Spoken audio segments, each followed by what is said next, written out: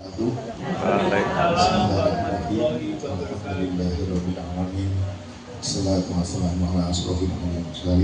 wabarakatuh.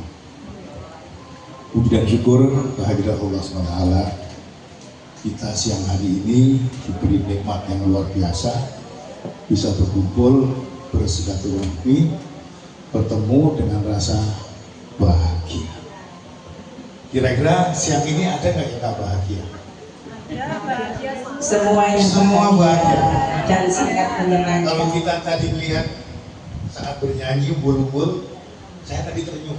Benar? Terenyuh saya.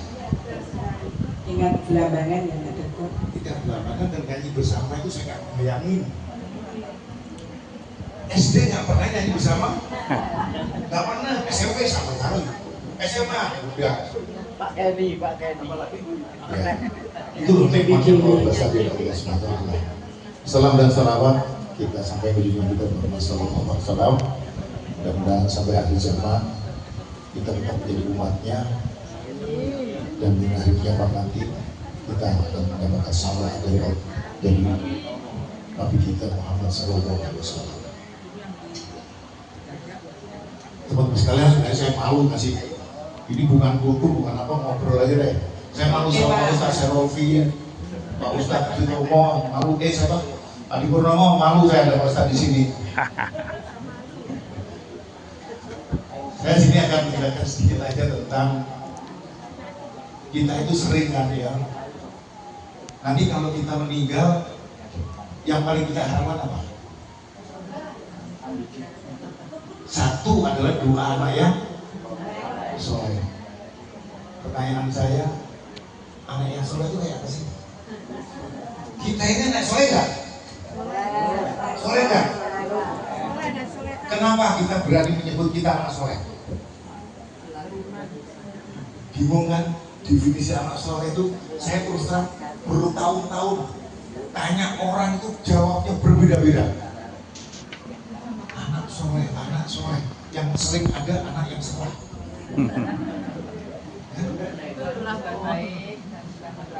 Orang tua itu jarang loh. Kita mengucapkan kata-kata kue ngumpul dadi wong anak soleh, pernah nggak kita? Mengucapkan langsung pada anak, pernah nggak? Langsung pada anak. Kita hanya berdoa mudah-mudahan anak saya menjadi anak yang soleh, tapi kita tidak pernah mengucapkan kata-kata anak soleh kepada anak kita, termasuk saya.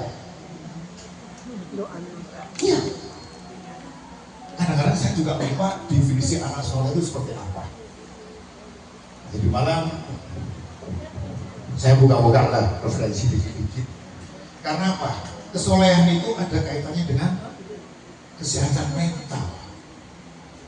Ada kaitan sangat dekat. Kita bisa mendapatkan rasa bahagia karena kita mental kita sehat. Kalau kita mental sakit tidak bisa. Susah, senyumnya susah. Saya 4 tahun di rumah sakit jiwa. Kadang-kadang kalau saya seminggu nggak ke rumah sakit jiwa, kangen. Kenapa kangen kira-kira? Orang sakit jiwa itu kan ditonton enak. Tapi orang sakit jiwa itu penderitaannya luar biasa. Sudah tidak pernah bisa merasakan rasa jiwa, rasa sakit itu nggak bisa merasakan. Rasa bahagia nggak ada, semua nggak ada. Dan dikasih obat. Semua obat sakit jiwa sudah pernah saya coba, kayak apa rasanya? Budi, saya sudah minum chlorpromazine, saya sudah minum haloperidol, saya sudah minum yang namanya sabu asli. Yang tablet sabu kayak apa rasanya? Amputamin. Kan? Pernah nggak orang melihat orang sakit jiwa dikasih obat, netes terus pillernya, nggak berhenti? Pernah nggak?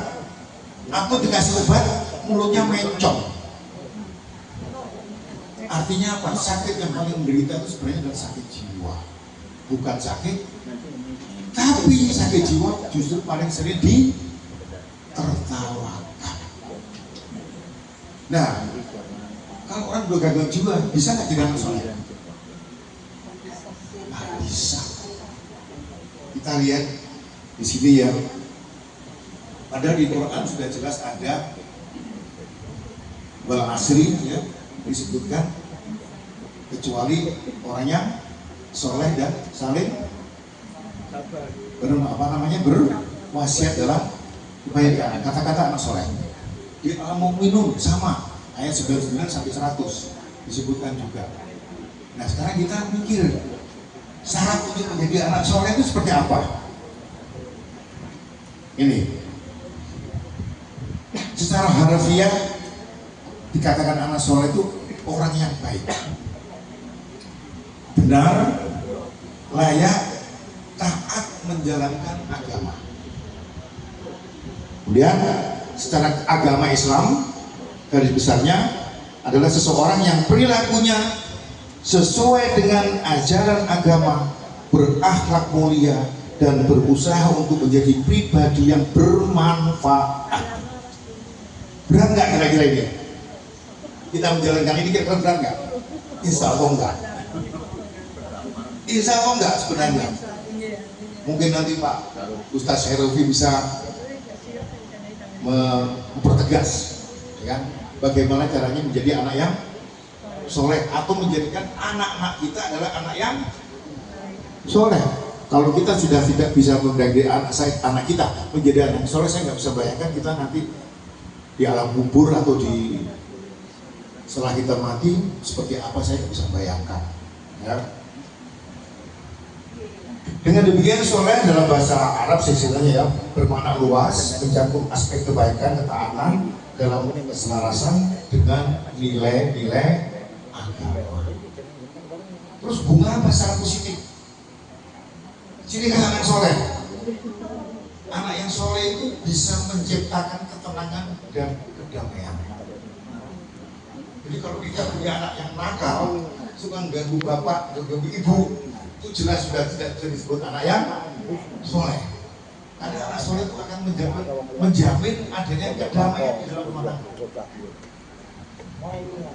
Ibu akan bahagia kalau punya anak yang bisa diajak berkomunikasi dengan baik. Anak yang bentak orang tua itu jelas bukan anak yang soleh. Pernah nggak anak kita bentak kita? Kalau sekarang gede-gede sudah bisa ngomong. Waktu kecil kira-kira waktu SMP saya merasakan itu. Kalau bantah itu kira-kira bisa nggak dikatakan anak soleh? Ya? Kemudian anak yang soleh itu bisa menerima kondisi dirinya. Agama sering mengajarkan penerimaan diri dengan belas kasih, membantu seseorang mengisi perasaan rendah diri dari kecemasan. Jadi anak soleh itu anak yang tenang, yang tidak mudah cemas, penuh kedamaian. Dan kita kalau punya anak soleh pasti kita bahagia, pasti. Insya Allah nanti kita semua punya anak soleh. Amin. Kemudian secara sosial, keberadaan anak soleh di tengah sosial, bukan di rumah, itu bisa membahagiakan tetangga, disenangi tetangga, nggak ganggu tetangga, nggak suka nyuri mangganya tetangga. Ya, benar-benar anak yang soleh itu bisa bergaul secara sosialnya bagus sekali. Kita bayangkan aja kita waktu kecil seperti apa dulu, ya. Kemudian anak soleh akan tercipta apabila anak sejak mulai kecil sudah masuk unsur-unsur keagamaan. Kita nggak apa namanya, kalau orang seorang mualaf itu semua kita tidak bisa masukkan dalam unsur seperti ini. Tetapi dalam waktu kecil sebenarnya kita mendidik anak kita mulai kecil itu goalnya adalah menjadi anak yang soleh. Goalnya itu. Jadi kita sekarang dengan mengatakan kita punya anak menjadi baik, jangan. Kita semua sepakat bahwa kita akan mendidik anak kita menjadi anak yang soleh. Harus dimulai dari kecil. Dan orang tua sudah mendidik memang arahnya adalah visinya adalah membentuk anak yang soleh. Selama ini kita kalau punya anak, kira-kira visi kita apa? Menjadi anak yang berhasil dalam menjalankan karier, bahagia waktu muda, kaya waktu tua, mati masuk surga. Nah, tapi ada negatifnya. Beberapa individu mungkin yang merasa bersalah atau berdosa jika mengalami gangguan kesehatan mental dapat memperburuk kondisi mereka. Jadi anak yang soleh itu pasti kesehatan mentalnya sangat sehat. Ya. Ada persepsi negatif, lingkungan sosial yang kurang mendukung atau menjudgment terhadap masalah kesehatan mental dapat membuat seseorang merasa malu dan enggan mencari bantuan. Wah Ibu, ikuti nggak programnya siapa Gubernur Jawa Barat? ADM. Setuju nggak dengan program itu? Setuju nggak? Untuk pendidikan. Sekarang dihentikan. DPRD menolak dengan keras, Komisi Anak Indonesia menolak dengan tegas. Karena sudah menimbulkan efek-efek yang negatif. Belum keluar dari pendidikan sudah mulai seperti itu. Di situ itu anak yang sudah jadi seperti itu akan dirubah mental dan tidak bisa sesama. Sulit sekali. Jadi kalau kita ingin menjadikan anak kita anak soleh yang bermental baik, ya harus dimulai dari anak pada umur golden apa namanya istilahnya, waktu pertumbuhan emas. Waktu pertumbuhan emas itu anak umur berapa? Antara 6-7 masuk sekolah sampai umur 12 tahun. Dan ingat, anak golden itu, anak-anak emas itu anak laki-laki. Nah ini kebalik dengan pendapat yang sekarang. Tidak boleh tergantung dengan ibu. Seorang anak kecil perkembangan emas itu tidak boleh punya idola ibu, harus punya idola bapak. Bapak Ibu percaya nggak? Kenapa? Anak bisa menjadi LGBT. LGBT itu diakibatkan hampir 60% akibat kekerasan dari ayah. Akhirnya anak benci dengan ayah, berlindung kepada ibu. Ibu sudah dianggap bukan lawan jenis, karena dia bisa memberikan perlindungan terhadap dia. Akibatnya apa? Ketergantungan dengan ibu luar biasa. Nah, suami, nah ini saya kaitkan dengan suami. Suami dilarang keras tergantung dengan istri.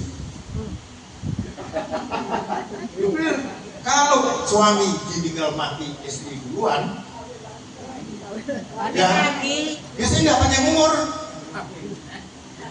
Tapi kalau istri ditinggal suami, panjang umur. Karena apa?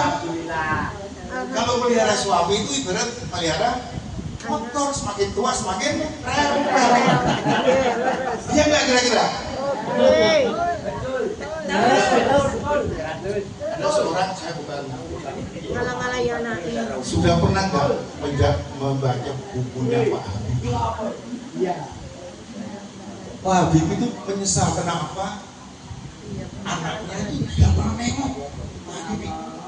Sampai dia mengatakan, ngerti seperti ini saya menyekolahkan anak ke pesantren.